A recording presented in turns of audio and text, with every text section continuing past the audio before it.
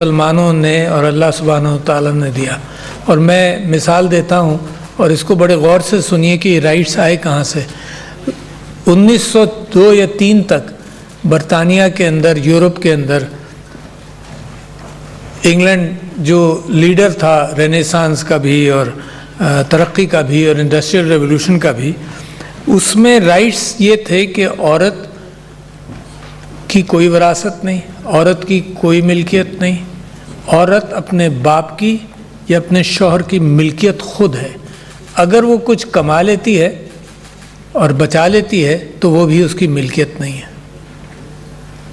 तो इसका मतलब कि अनटिल वेरी लेट ये चेंज आना शुरू हुआ उसके बाद से। और आपको ये मैं बताना चाहता हूँ, इसके ऊपर से पर्दा हटना चाहिए कि हकीकत क्या है। हकीकत यह है कि जब इंडस्ट्रियल रेवोल्यूशन शुरू हुआ, जब स्टीम जनरेटर्स आए, जब टेक्सटाइल इंडस्ट्री बननी शुरू हुई, जब कोल निकलने लगा और कोल की बुनियाद पर सब कुछ चलने लगा, तो जब इंडस्ट्रियल रेवोल्यूशन शुरू हुआ तो वर्कर्स की ज़रूरत थी।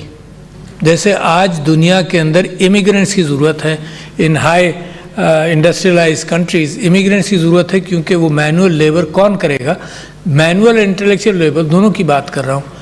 तो जब वर्कर्स की ज़रूरत हुई तो ये महसूस किया गया कि औरत को वर्क सिस्टम के अंदर लाया जाए। उसके साथ साथ फिर राइट्स फॉलोड।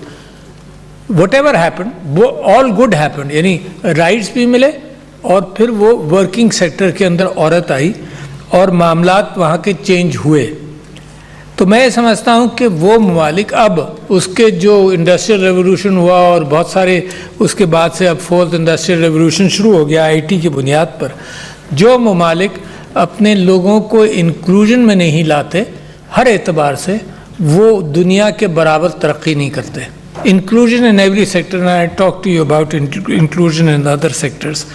तो फाइनेंशियल इंक्लूजन, देखो कारोबार की बुनियाद ये है कि जो कुछ बना रहा हो उसका ताल्लुक़ जो ख़रीदना चाहता हो, जिसको ज़रूरत है, उसके साथ हो जाए। अब ये जो नया चेंज आया आईटी सेक्टर ने, उसने एक बहुत बड़ा काम किया कि बीच के सारे लिंक्स काट कर प्रोड्यूसर टू बायर एक डायरेक्ट लिंक करीब हो गया। बीच में से लिंक्स निकल गए, बीच में से प्रॉफिट मेकिंग निकल गई, बीच में से इंफॉर्मेशन हेजिमनी ख़त्म हुई, क्योंकि इंफॉर्मेशन इतनी आसानी से दुनिया में फैली। अच्छा, और इसके अंदर ये भी अच्छा हुआ कि कल्चरल एतबार से पाकिस्तान के अंदर औरत के लिए प्रोग्रेस करना और बाहर निकलना और काम करना मज़हब ने नहीं रोका। Bibi Khadija was a business woman, मज़हब ने नहीं रोका, ये कल्चर ने रोका। अच्छा, मैं सिर्फ औरत की बात नहीं करना चाहता, मैं फाइनेंशियल इंक्लूजन में उस गरीब आदमी को भी इंक्लूड करना चाहता हूँ जो कुछ प्रोड्यूस कर रहा हो। और इसके अंदर एक बहुत बड़ी अनामली है, यानी गाड़ी के सारे पहिए और सारे पुर्जे अगर बराबर से काम नहीं करेंगे तो बहुत एक आपके जहन के अंदर भी एक पर्दा है जो आप रियलाइज़ नहीं कर रहे कि पाकिस्तान के अंदर खराबियां जो हैं और कमज़ोरियां जो हैं वो आपके देखे बगैर भी नीचे से बहुत बड़ी बनती चली जा रही हैं। 26 मिलियन बच्चे आउट ऑफ स्कूल हैं, 26 मिलियन। आपने यहाँ स्टेटिस्टिक्स दिए और अपने आप को फाइनेंशियल इंक्लूजन के अंदर और डिजिटल ट्रांसफॉर्मेशन के अंदर रीजन के अंदर बांग्लादेश, इंडिया और श्रीलंका से कंपेयर किया तो, और केनिया के साथ कंपेयर किया, और मैं आपसे ये कहता हूँ कि ये 26 million is 44% of Pakistan new people, 44%। और अगर रीजन की स्टेटिस्टिक्स आपको बताऊं तो 98 to 100% children are in school. India, Bangladesh, Sri Lanka, Nepal, 98 to 100%।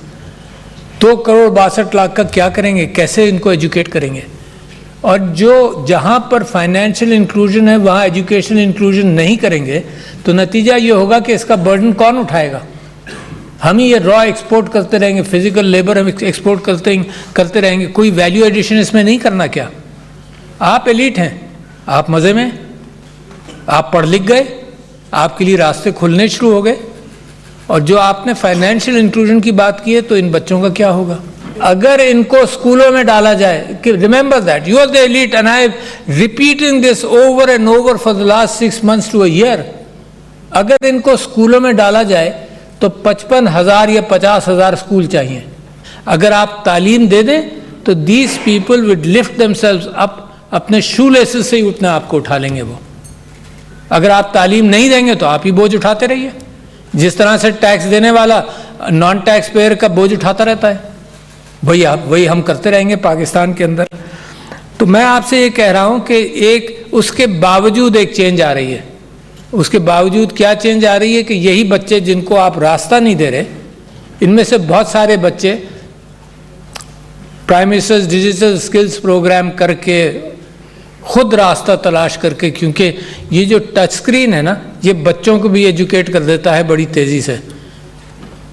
तो 22 लाख फ्रीलांसर्स हैं पाकिस्तान में, आपका कोई कंट्रीब्यूशन इसमें नहीं, बहुत लिमिटेड कंट्रीब्यूशन है। 22 लाख फ्रीलांसर्स हैं, लोगों ने खुद तलाश किया। और you are the second highest और the third highest population of freelancers in the world, और ये आप सब की रुकावटों के बावजूद ये तरक्की कर रहे हैं। इस वक्त मामला ये है कि ये प्रोड्यूस कर रहे हैं, जिस चीज़ की ज़रूरत है उसमें कस्टम्स नहीं है, इंटरनेशनली ज़रूरत है, इंटरनेशनल बायर के साथ लिंक करते हैं और पैसे कमा रहे हैं। मैं फोकस करना चाहता हूँ दो चीज़ों पर। एक तो ये कि लैक ऑफ लीडरशिप, एक ये लैक ऑफ डिसीजन मेकिंग। तो if you have poor decision making the country will go the same direction. This is interact, country के अंदर रिसोर्सेज नहीं बनाते मुल्क को। मेरे भाई diplomat from Oman, good decision making. Singapore, Dubai, nothing in the ground, progress किया, nothing in the ground, जमीन से उनको कुछ नहीं मिला, न तेल मिला, न मादनियात मिली, पानी की किल्लत मिली सिंगापुर को। दुबई ग्राउंड में तेल नहीं है, but good decision making, simple लोगों ने सही फैसले किए। कोई आइंस्टाइन की जरूरत नहीं है आपको, यह कोई नई चीज नहीं है जिसको करना है। तो मैं ये कह रहा